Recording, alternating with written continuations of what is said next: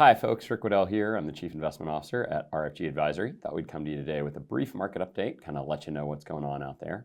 S&P 500 hitting all-time highs today, 5836. That's up about 23.5% for the year, so obviously a very strong year for the S&P. That's really been driven by a couple of factors. The first and foremost is it's earnings season. So we have started third quarter earnings season on Friday. Get some numbers again today. About 30 companies reporting so far, which is a very, very small sample size for the S&P 500. But those 30 companies have done fairly well relative to expectations. So earnings coming in about 5% growth year over year. And more importantly, a lot of the early reporters are the banks, the really large financial institutions. And they have reported better than expected numbers and are also raising some of their guidance for the remainder of the year. And that's generally being read through as a pretty strong and positive sign on the overall health of the U.S. economy.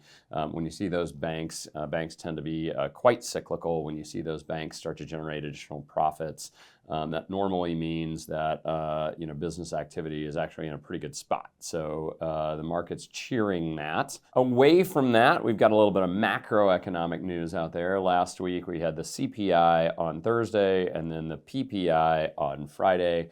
For those of you not familiar with those acronyms, CPI Consumer Price Index, PPI Producer Price Index, both a measure of sort of overall inflation within the economy.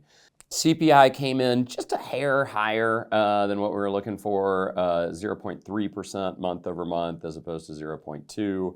A little bit hotter, but not anything that economists are going to get too terribly worried about. And then on Friday, you followed that up with the Producer Price Index, which was flat, actually, month on month versus expectations of 0.1%. So a little bit stronger in one, a little bit weaker in the other.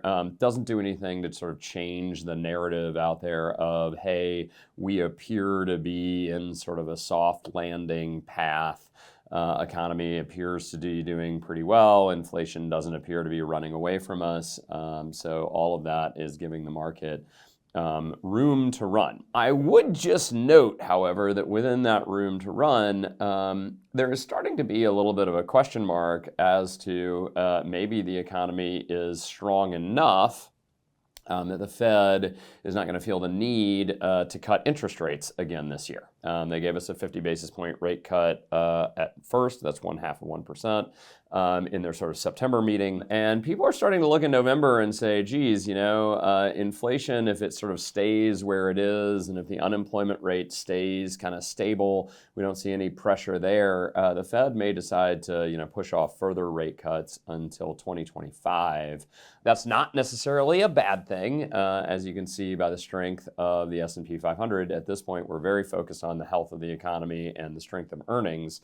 But I would just note that if you look at the 10-year Treasury, it's crept up to about a 4.1% yield. That is the highest yield on that particular security since July.